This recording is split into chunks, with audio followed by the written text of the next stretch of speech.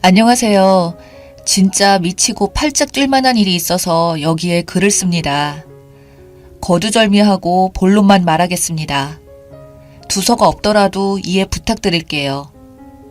연애 시절부터 저는 결혼은 필수사항이 아니어서 안 해도 된다고 말하곤 했어요.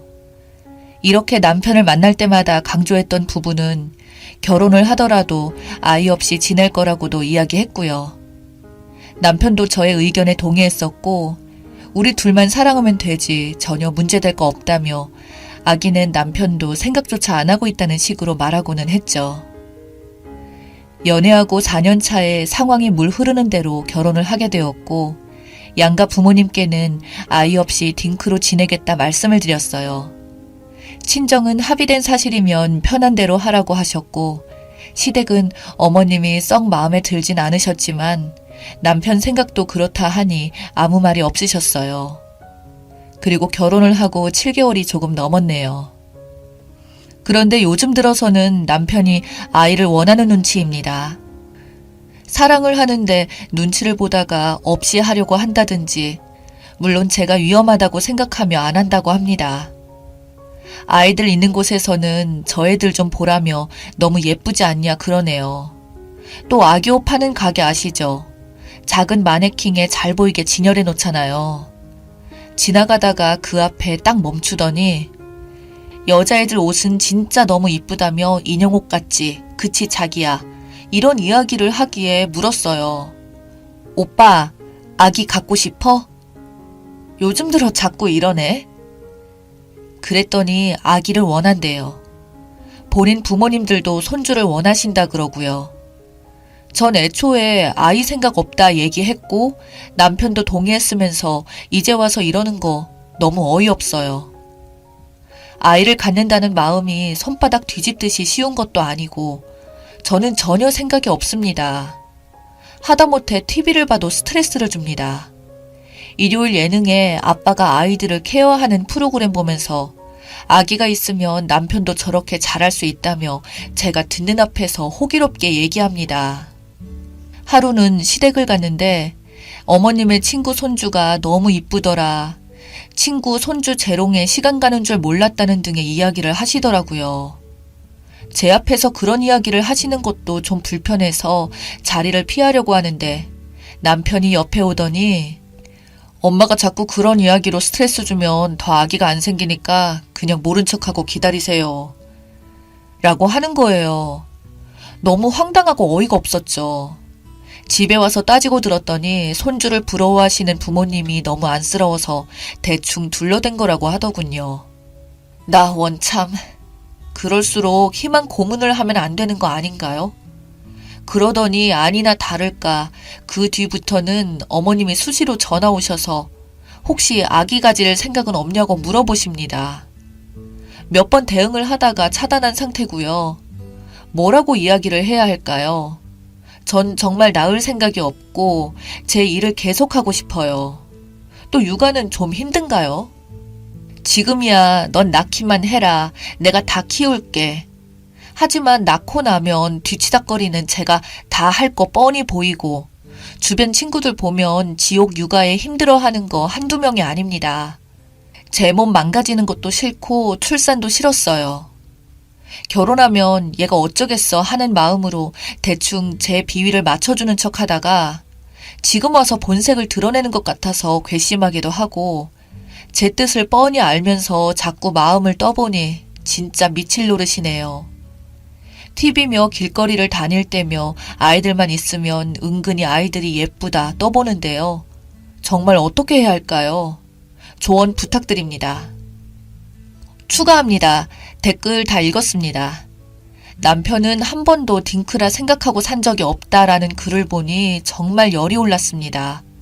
시술하라는 댓글을 읽고 점검 전에 제가 시술하겠다니 펄쩍 뛰며 절대 안 된다네요. 그러길래 그럼 오빠가 시술하라고 했더니 왜 본인이 시술을 하냐고 계속 화를 냅니다. 서로 말을 하다가 끝내 뺨 한 대를 맞았습니다. 네가 언제까지 젊은 것 같냐면서 씩씩대더니 손찌검을 해서 미안하다며 생각 좀 하고 온다면서 나갔습니다. 저도 너무 어이가 없고 맞은 것도 기가 막혀서 서러워서 울다가 진정 좀 하고 글을 추가합니다. 전 예체능 종사자고요. 너무 다행스럽게도 수입이 꽤 들어오고 있어서 남편과 거의 비슷하거나 제가 더 버는 달도 있습니다. 빚이 있어도 혼자여도 부족하지는 않아요. 비록 짧은 기간이었지만 그동안 가정의 기여도도 남편은 거의 없음에 가깝고요.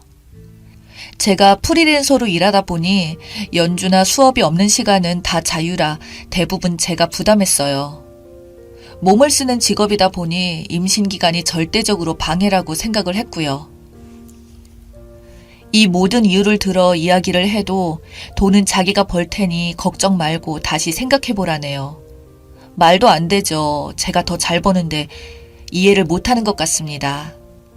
딩크를 반복하는 것도 이혼 사유지만 뺨을 때렸다는 것으로 이혼의 사유가 또 생기고 말았네요. 제 지인이 변호사라 자초지경을 설명하고 내일 얼굴을 보기로 했습니다. 가정의 기여도도 별로 없으니 자기가 뭐 챙겨갈 건 있을까요? 지금 제 마음이 화가 너무 나서 글이 정리가 안 되네요. 틈봐서 다시 추가할게요. 감사합니다. 추가합니다. 내일 출근도 해야 하고 곧 들어올 것 같아서 간단히 짐을 싸서 친구네서 하루 신세지기로 했습니다. 대충 이야기는 들었어. 네가 언제까지 젊고 잘 나가겠어. 애도 낳을 수 있을 때 낳는 거야. 뒤늦게 낳는다고 후회하지 말고 한 살이라도 젊을 때 하루라도 더 일찍 낳아야지. 라며 이런 식으로 이야기하더라고요. 제가 고개 빳빳이 들고 난 낳을 생각이 없는데 애를 안겨주느니 마느니 혼자 난리야. 나는 40까지는 젊게 살 수 있을 것 같은데? 라고 하다가 맞았습니다. 사진은 당연히 찍었고 첨부하려 했으나 맞은 부위가 너무 눈과 가까워서 지인들은 누구인지 알아볼 수 있을 것 같아서 첨부하지 않겠습니다. 내일 변호사 만나러 가는지 저놈은 생각도 못할 거예요. 변호사 만나서 할 얘기거리만 더 만들어주네요. 저도 차라리 주작이었으면 좋겠습니다. 7개월 만에 이렇게 되리라고는 꿈에도 생각지 못했으니까요. 결혼만 하면 동화처럼 행복하게 사는 줄 알았는데 이러고 있습니다. 하지만 맞고 사는 여자가 되고 싶진 않아요. 지금 마음 같아서는 빨리 마무리하고 싶고요. 다들 주말 잘 마무리하세요. 후기입니다. 기억하는 분이 계실지 모르겠지만 2년 전 글 썼던 사람입니다. 벌써 많은 시간이 흘렀네요. 저는 이혼을 했고 많은 분들이 염려해 주신 덕분에 나름 깔끔하게 이혼했다고 생각을 합니다. 오랜 시간 얽히고 싶지도 않아서 길게 이것저것 재고 따지지도 않았고 차라리 손해를 보더라도 오래 생각하기 싫어 그냥 최대한 빠르게 마무리를 했습니다. 마음먹으니 이혼은 정말 아무것도 아니었습니다. 그 당시 저는 진단서부터 발급받았고 최대한 만나지 않으려고 했습니다. 언제 돌변해서 폭력을 휘두르는 남자는 역시 한 번 본성을 보이니 술 먹고 집 앞에 찾아와서 행패를 부리네요. 차라리 7개월 만에 저런 본성을 안 게 다행이었고 혹시라도 전 남편 말에 홀려 아기라도 안 가진 게 다행이다 싶었죠. 저를 때렸다는 것 자체가 정이 다 떨어졌기 때문에 오히려 이별이 쉬웠습니다. 딩크인데 왜 수술을 하지 않느냐는 말에 저는 몸으로 돈을 버는 사람이라 몸 컨디션이 조금이라도 흐트러지면 그 여파가 오래 남아 아무리 간단한 시술이라도 예민하게 받아들이게 되더라고요. 이번 소송이 완전히 끝나고 다시 혼자가 된 저는 맡았던 학생들을 믿을 만한 다른 선생님께 보내고 20대에 유학하던 이탈리아에 돌아가서 다시 자리를 잡았습니다. 이때가 7월이었어요. 다시 못 만날 줄 알았던 사람들과 마주보고 이야기를 하니 정말 행복하더라고요. 모두가 나를 반겨주는 곳에서 새롭게 시작을 했습니다. 저는 감사하게도 교수님들과 아직 남아있는 함께 유학하던 친구들, 또 유학 시절 가깝게 지내다 왕성히 활동 중인 사람들의 도움으로 이탈리아에서 자리를 잡고 어렵지 않은 형편으로 지내고 있었어요. 지금은 전염병 여파로 한국에 돌아왔다가 아직 돌아가지 않고 한국에서 지내고 있습니다. 월세는 아깝지만요. 한국에서 마음 편히 지내다 보니 당시 썼던 글이 생각나 후기를 남깁니다. 저는 체구가 작습니다. 키도 작고 덩치도 작아요. 뺨을 맞았는데 정말 얼굴 반쪽이 다 부어오르고 터졌습니다.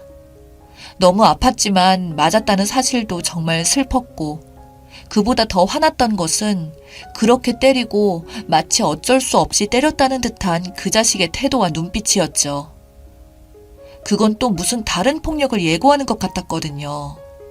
그래서 진단서와 사진만으로도 충분히 이혼 사유가 되었고, 시댁에서도 저를 붙잡지도 함부로 대할 수도 없었죠. 주작인 것 같다고 하시는 분들 때문에 또 다른 상처까지 받았고, 짧았던 결혼 생활이었지만 후회는 하지 않아요. 누구나 실수는 할 수 있는 거니까요. 그리고 화장실 들어갈 때랑 나올 때가 다른 남자, 폭력 쓰는 남자랑 사느니 이혼녀 딱지를 끄는 지금의 제가 더 훨씬 행복합니다. 같이 아는 사람이 있어서 한국에 와서 만났다가 별로 알고 싶지 않았던 전 남편 소식을 알게 되었습니다. 벌써 재혼을 한다네요. 그런데 속도 위반으로 시작하는 결혼이라고 하더군요. 그렇게 바라던 아이. 이전에는 전 남편이 철저히 숨겨서 미처 몰랐던 아이 먼저 가지고 시작하는 결혼 축하라도 해줘야 할까요? 그런데 사실 기분이 더럽다던가 내가 화난다던가 하는 마음조차 1도 없습니다. 그만큼 예전의 정이 다 떨어진 것이겠죠. 한때 사랑했던 사람, 지금은 떠올리기조차 싫은 사람이 되었다는 사실 자체가 서글프네요. 얼굴도 모르는 사람들에게 받는 위로가 큰 힘이 되었습니다. 저는 이제 아주 잘 살고 있고 그때보다 마음이 훨씬 편해졌습니다. 저는 지금 잘 지내지만 남자와 단둘이 있는 게 좋은 일이기는 해요. 가끔 그때 일을 악몽으로 꿀 때면 수면제가 있어야지 잠이 드는 날이 있기도 하지만 그래도 언젠가는 극복할 거라 생각하면서 지내고 있습니다. 저 같은 일을 겪는 분이 또 안 계셨으면 좋겠어요. 진심으로요. 머릿속으로는 분명히 이혼이 답인데 세상에 홀로 서기 두려워서 혹시 나이 때문에 힘들고 고통을 겪고 계시는 분들이 안 계셨으면 좋겠습니다. 생각보다 인생은 길고 우리는 행복하게 살 수 있어요. 더운 여름 잘 이겨내시고 주말 잘 보내세요.